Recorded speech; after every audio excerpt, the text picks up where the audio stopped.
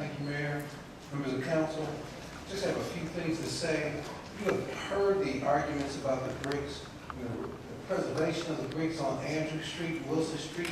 We've been here several times. We are asking you all to really give great consideration to the micro-tunneling alternatives. There are several ways of doing it, and the city is currently utilizing micro-tunneling in 5 projects in the city. Is utilizing micro-tunneling or some alternative thereof in 169 projects. What's even more startling is micro-tunneling has been utilized in River Oaks since 1986. It eliminates power lines. We're saying what's good for River Oaks should be good for Fort Worth. Pardon me, Councilman. And I ask you, Councilman Cohen, what are you going to do? What happens when we begin to engage in civil disobedience? Of course, the mayor knows that our committee is obstinate. It's as though the two of them, we can't come to a reasonable compromise. We're asking the city to give us a vote. So is this is a document that you have distributed, and you say yourself that our proposal is $3.2 million, that the microtunneling proposal is $5.5 million? No, Mayor, that's the exact opposite. You're saying that it's cheaper to do microtunneling? It is. Okay. If you would submit to me what evidence you have of that, because we did bids, we looked at microtunneling, I just wanted to be clear on that. You're saying it's cheaper to do microtunneling. No one has ever said in any venue that it's cheaper to do microtunneling. But If I can and I know there's Councilman McGee. We've talked about this for a long time. The challenge is, and I said this last week, I've driven those streets, I've walked those streets. If we microtunnel, the bricks will be as they are today, and it will look like going down a roller coaster. The streets, humps, dips, there are voids in the bricks currently. That's what we want to avoid. Even if we're able to get the asphalt off so that you can actually see the bricks. And I challenged council members to go themselves and to drive those streets and see the 2 streets that we're talking about. I can't, I'm a preservationist, and I cannot see that when we get to the end, you're going to have a pothole, asphalt-covered street if we do microtunneling. If I may respond. Yes, sir. Mayor, in December, when the RFPs for this project was issued, in January, the microtunneling groups offered a bid that suggested $3.2 million. Instead, the council has approved a $5.5 million construction bid on this, and there is a difference. It is less expensive. I'll have this conversation offline. When that street's done, I want to be able to stand on the end of Andrew Street and look down and see bricks and to see a smooth street. That's the goal. And if we microtunnel, that will not happen. If I may respond. Yes, sir. Mayor, we know what your vision is. We understand your vision. Okay. I've not been buzzed twice. Sorry. No more time to extend time. Thank you. Mayor, you can have some of my time. Only 1 minute. I'm so long. Go ahead. There's more speakers on this issue. We understand that the vision is to see a nice, smooth street that conforms with the houses that are there and looks as though it's Midtown. But it's not Midtown. It's Freedmanstown. I just want a nice smooth street with those bricks so I can see them. And, Drive down them. and what we're suggesting, Mayor, But there's no more. I'm sorry. I can't extend the time. we're just saying backhoes and bulldozers are not the alternative. That is not the way to go about this. I will pin this in, and we won't start the bulldozers until I actually find someone to tell me that it is true, that it would cost $2 million less to microtunnel. You're going to have an ugly street at the end, but if you could, I will go back to Public Works, and we have a formal bid process. I'll go back to Public Works. And I'm just That is asking, a commitment I'll make here. and I asked Councilman Cohen, what are we to do when we begin to engage in civil disputes? That's up to you. Thank you. Thank you.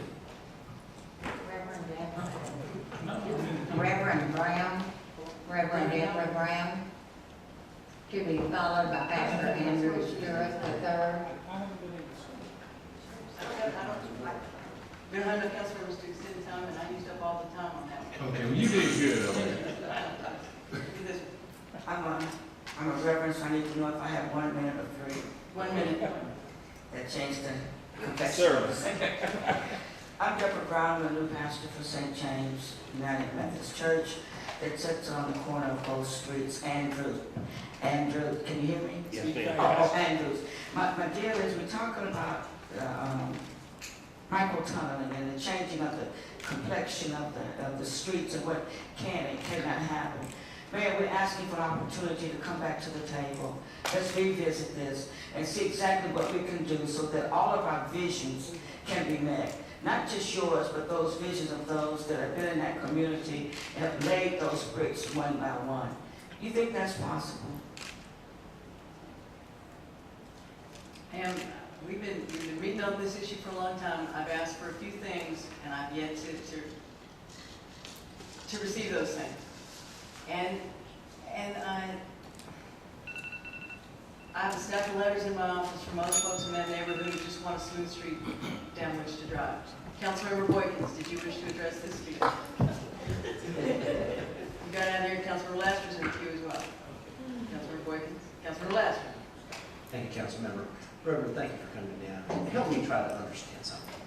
As I see it, a community wants to preserve its heritage, and there are bricks in this street that have been somewhat covered up, the streets in a bad condition. We need to do utility work underneath it. And the city has come up with a plan to gently remove the bricks, to put in the utilities as I understand it, and then to put those bricks back in the same spot with a better condition of the road. Please help me to understand why that is a less valuable approach than trying to dig underneath it if we're going to leave the surface of the street in the bad condition that it is now. Please help me understand that. We're not asking you to leave it in the bad condition. We're asking for restoration as well. And there is a way to do that that would be environmentally safe, to clean those bricks and to make them look presentable. But how do we get rid of the potholes that exist where the bricks are now? How do we elevate the bricks up to be level? We need to talk to an engineer. Okay, thank you. Councilmember, I guess you're going to have to be on the next one. Thank you, ma'am. You're safe, Dr. Girl. Thank you. Thank you. Pastor Stewart to be followed by Mr. Mike Craig.